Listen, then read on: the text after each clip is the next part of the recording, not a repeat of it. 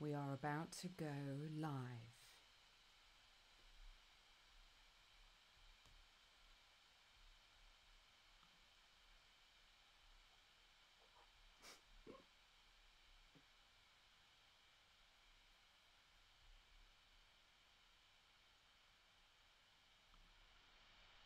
Okay, we are rolling. Well, welcome to the first Facebook Live, which is currently looking a little bit blank on screen, so we'll just wait for modern technology to catch up. So massive welcome to my first guest, Nicola Salmon, who is a friend, and Nicola is a fascinating fertility coach with a fascinating story to share. How are you, Nicola? Welcome. Thank you. I'm really good, Natalie. How are you? I'm very good. And we're basically going to be talking all things fertility, from how Nicola became an acupuncturist, how she's managed PCOS, and how she's got pregnant, especially as Nicola is a curvaceous lady. And despite all the emphasis about how you have to lose weight to get pregnant, Nicola has two little boys. So what I wanted to start with talking about was your route into acupuncture, actually, because I hadn't realised that it was actually quite traumatic. Just tell me about that. Yeah, so I did the kind of the normal thing. I went to school, went to university, and I was actually training to be a medical physicist of all things in South London when I was living in this one bed flat in the basement on the high street. And a guy actually got shot outside my flat. So I was it was middle of the night. I think it was Halloween night. And I assumed that all these loud bangs that I was woken up by were fireworks. But when I kind of heard what was going on outside, I could see everything that was happening through my window. I realized that this guy had got shot and How the road was terrifying. quiet, and it was this, like I grew up in Lancashire in this small little village, and I'd never experienced anything like this before, and it was completely traumatizing. I After the incident, I kind of came out of my flat in the morning to this cornered off area outside my door with I could see bullet holes like inches above my window. It was horrific, but it was actually the turning point to like everything I'm doing now, which is insane looking back on it, because I suffered from postnatal, no, not postnatal, post-traumatic stress disorder Yeah. after the incident. So I had nightmares. I couldn't really leave the house. I was signed off work sick. And in the end, I tried counseling, I tried drugs, but nothing really helped me. And it wasn't until I went into just a therapy room on the high street and asked, what can help me?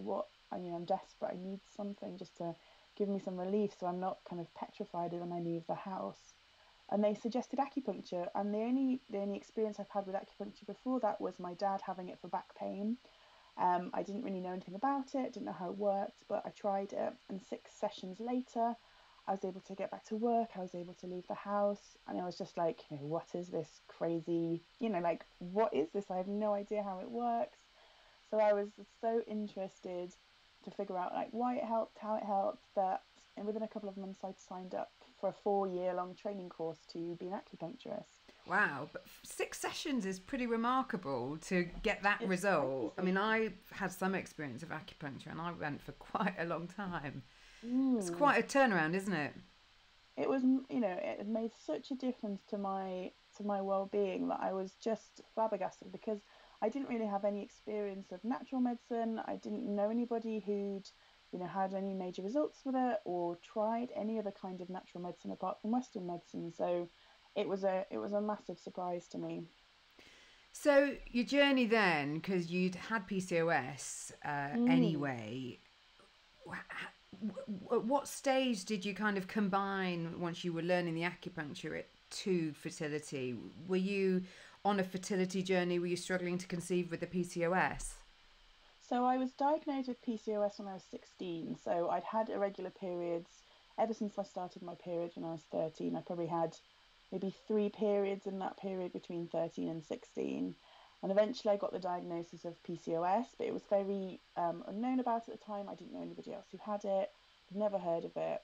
And the doctor just said to me that I won't be able to have children, which at 16 I was a bit like, okay. Like, I didn't really know what to do with that information. The internet wasn't around then, so you couldn't like Google everything. It was just a case of here's the pill, oral contraceptive pill that will regulate your cycle, and off you go. So that was what position I was in at the time. Obviously, at 16, you're not really thinking about starting a family yet, maybe. So I just kind of carried on with life.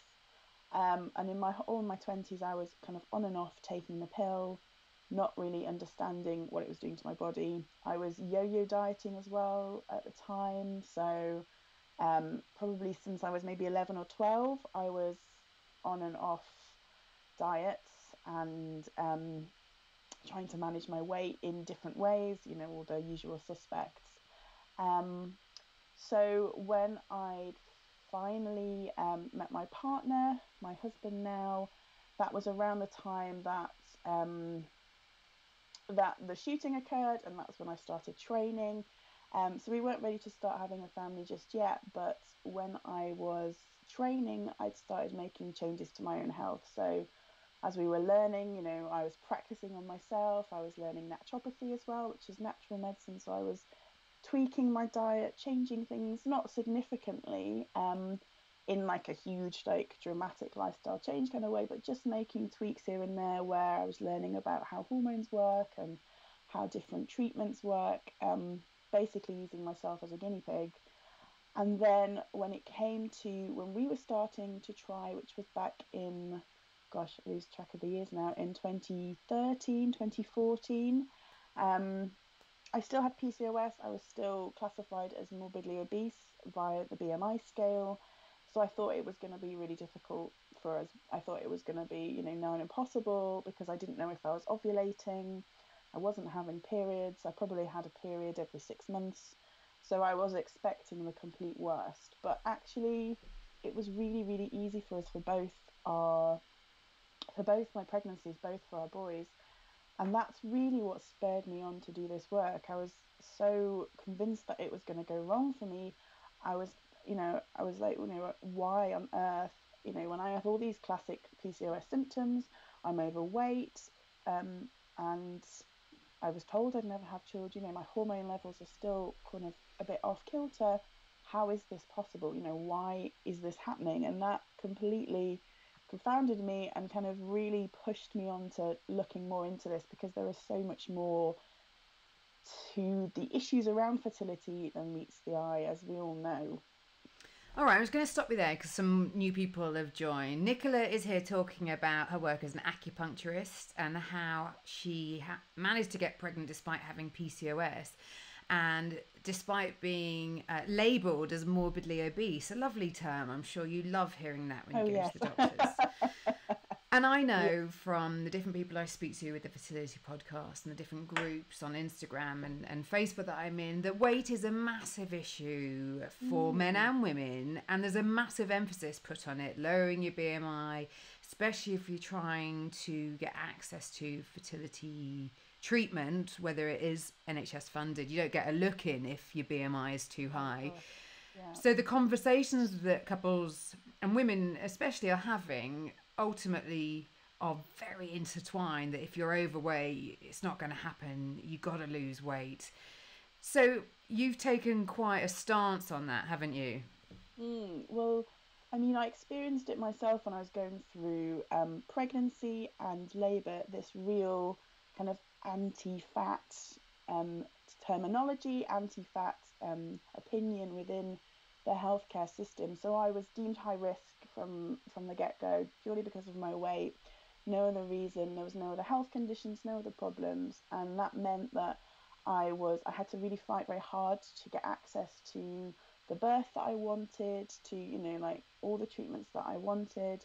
I had to really fight hard for those, which when you're pregnant and when you're going through other stuff in your life, you really don't want to do, and you don't want to have to fight for your rights. And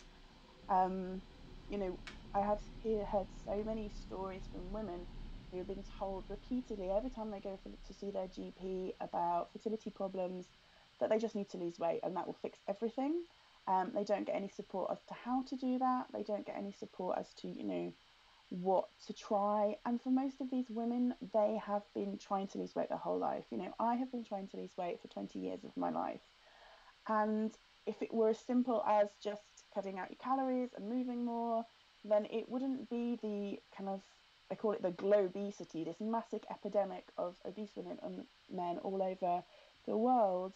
It just, if it was as simple as eating less and moving more, then we wouldn't be in the position that we're in today. Okay, so what else do you think is affecting women who are struggling to lose weight? And I know I'm not talking in a kind of don't stop prescribing because I know you're not a doctor, but from the experience of the No. women that you're speaking to, what else is going on? Well, I think a lot of women have kind of been told that, they're going on these low fat diets. And I know for me, my first foray into dieting was these low fat diets.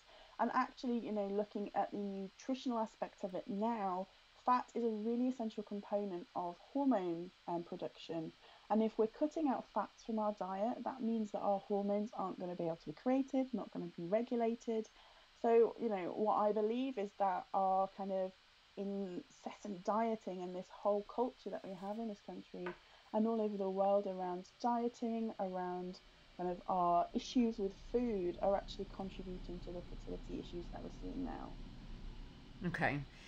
Now, the whole point of us talking about this on Facebook Live is to get some questions from people. Mm, That's what the Ultimate Fertility Guide is all about. I have had some questions sent through that I'm interested to see what you would say if we were kind of having a one-to-one type consult. And Anna's yeah. said, I've been told I need to lose 2 stone before I will get pregnant. I do eat well and I've always been big. What do you advise? Now, I don't expect, a complete answer because everybody's so individual. I know you can't just kind of diagnose, but I know these are the kind of conversations that you're having, so I'm interested in what you Mm. think. So I think when people say that they've got this um, amount to lose, that immediately puts a block up for them. Like, okay, well, that means if the doctor's told me that I've got 2 stone to lose before I can get pregnant, then I am not going to be able to get pregnant before I've lost that weight. So it's about kind of dismantling that mindset, first of all, and creating a condition and environment that enables pregnancy. And we all know that stress plays a huge component in this. Um, Telling people to just relax is awful advice, but um, I think telling people that they have to lose weight also creates this stress. So it's about really taking away that kind of pressure and that stress around having to lose this weight right now and building in more healthy goals around, eating well, around moving more, just creating a better environment for your life on a day-to-day basis so that you can, actually enjoy life and not be stressed about the scales and just kind of um, know that you're moving towards really positive health goals without worrying about the weight. Fiona says, how do I get the help I need if I can't lose the weight? And obviously you have programs that you work with people on a regular basis. What kind of things can people do? You just mentioned obviously diet and lifestyle, but there's such an emotional connection as well, isn't there? I think getting some emotional support is really important. So whether that's from your partner, a close friend, just somebody that you can be really honest and open about with. But then there's also counselling, and what I do is fertility coaching, which is I'm not a counsellor, but we talk about kind of mindset and what your beliefs and what your thoughts are around getting pregnant, so how we can move past those, and also including that kind of diet and lifestyle stuff, which is a big component of not only getting more fertile, but feeling healthier, sleeping better, you know, getting rid of any digestive problem. This is a whole health problem. And a lot of people experience a lot of kind of side health problems that go alongside the fertility. So it's about looking at the whole body as well. Now, Annie says, we're talking about acupuncture. Can acupuncture help with weight loss? Yes, so acupuncture is actually really good at helping the body regulate. So it's a tricky one to, you can't say that acupuncture helps with weight loss in as so much as if you pick these points in, it's going to help you lose 2 stone. but what it does is it helps the body find its own natural weight. So we all have different natural weights, and the society we're in, the stick thin supermodel is the ideal, but that is not the natural weight for probably nearly every woman on the planet. So it's about helping your body find its own natural weight, where you're comfortable, where you're happy, and where your body functions at its best. So acupuncture is really good at getting you back to that. And just whilst we're focusing on the acupuncture again, because I said at the start, I had acupuncture when we were trying to conceive. I'd originally gone to my acupuncturist because I was dealing with insomnia. And then it turned out that we were needing to have fertility treatment. And can you just talk a bit about using acupuncture through fertility treatment? Because I know there's a lot of discussion about it in the different online communities. I had it. I really found it beneficial. I know there's no guarantee with any additional holistic treatments when you're having fertility treatments, but for me, it was a really good space to put myself in during the treatment. And I had it after egg collection, and I think I had it before transfer and after transfer. Is that how you work with people? Yes, yeah. I mean, the really good thing about using acupuncture through IVF is there's been quite a lot of research to show that it does actually improve odds, which is fantastic. And it's really nice just to have someone else going through that process with you as a support system, because I know kind of when you're going on this journey, you see so many doctors, so many nurses, so many different people on that, and to have that kind of continuous person who knows your case history, who you can talk to about your concerns, who's a professional. Most acupuncturists who deal with fertility will have continuing professional development, so they know how IVF works, they know all the background with it, and that it gives you an extra person to ask questions to get support from, and it has physiological results. So it improves blood flow to the uterus, it reduces your stress hormone levels, and it just really reduces the side effects of IVF as well, so that you're feeling more comfortable and you're better able to go through the process emotionally and physically. And I think it's really important to highlight that ideally you want to be working with an acupuncturist who specialises in fertility. Completely, yeah.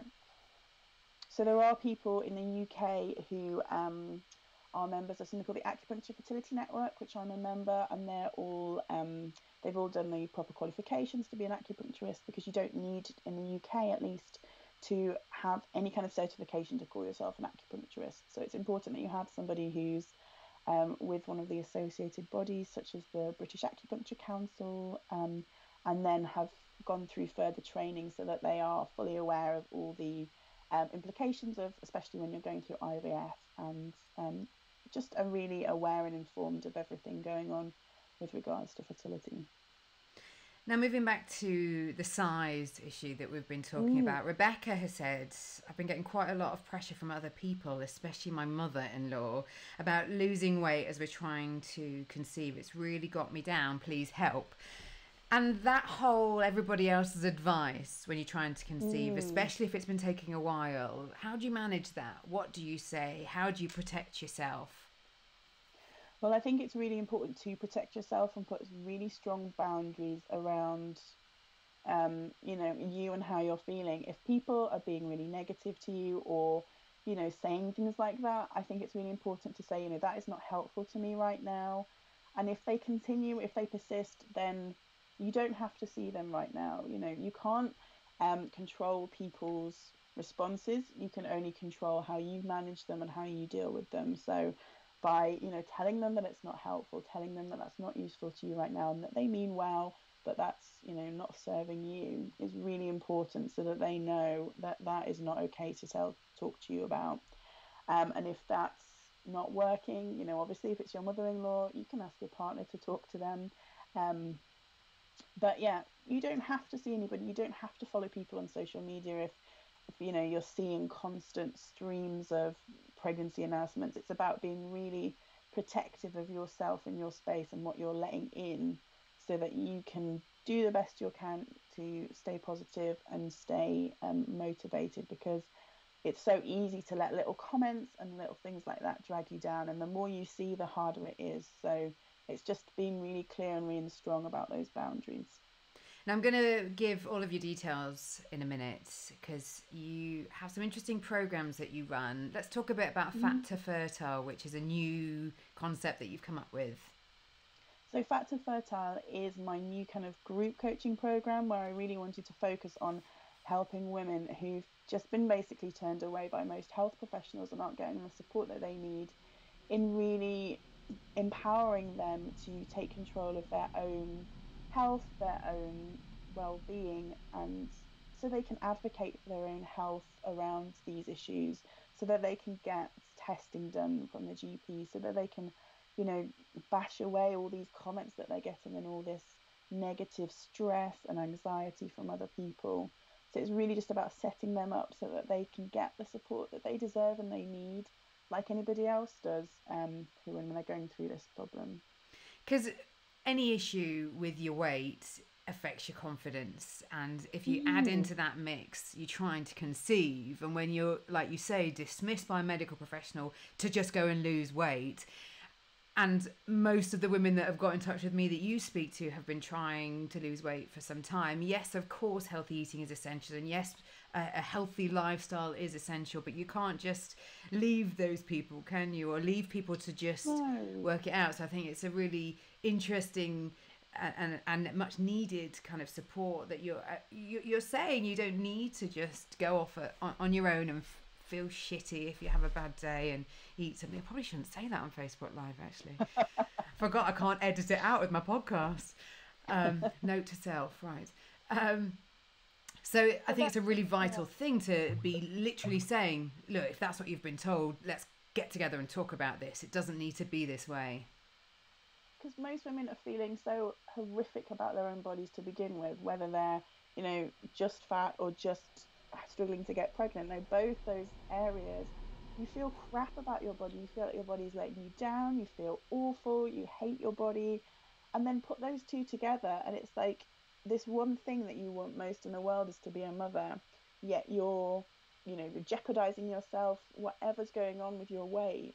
You know, you feel like a complete failure because you can't lose this weight, which is this simple fix to getting pregnant. So it just brings your confidence to complete rock bottom. You feel useless as a human being, and that being in that position is, it's just this downward spiral into getting pregnant. Just feeling that crap just doesn't help. So it's about building these women up, helping them realize that you can get pregnant when you're fat. It's okay to be thinking about this. It doesn't make you a bad potential mother. It doesn't mean that you're a horrible person. And just helping them actually see, our views around fat people are cultural views. It doesn't make you this horrible person. I'm just giving you Nicola's details here. There's Nicola playing a ukulele. I love that picture. And also Nicola on Instagram, because one thing that we're going to be talking about more on the streams that we do is the amazing community on Instagram. Of course, on Facebook, there's support groups too. The Instagram TTC community seems to be kind of really embracing one another. I mean, where do you find your people? Facebook more or Instagram? What do you think about the different online communities, Nicola? So I love Instagram for, people are really supportive there, and I just think it's really helpful sometimes to start more anonymously, because with Facebook, obviously, you're yourself on Facebook and you've got your profile and you're this person, whereas on Instagram, if you want a bit of anonymity to start with, then it allows that, and it allows you to embrace that and to find people without having to worry about your colleagues seeing it, or friends seeing it, or anybody else seeing it. And it gives you that freedom, which I think is really important when you're starting on this journey. All right. Well, look, we're going to say bye. It's been really great chatting to you. And thank you again for joining us on our first live stream here on the Ultimate Fertility Guide. Thank you for having me, Natalie. Absolute pleasure. There's Nicola's details again for you. Make sure you make a note. You can get in touch with Nicola. Thank you for joining us. This has been quite exciting. And our next live stream is on the 15th of May, around a similar time. We're talking about IVF travel. So if you're planning on having fertility treatment abroad, then basically we're going to be answering your questions. Demetrius from IVF Traveller talking about how they work with you, the support that they provide. Make a note. I will be reminding you, of course. Thank you.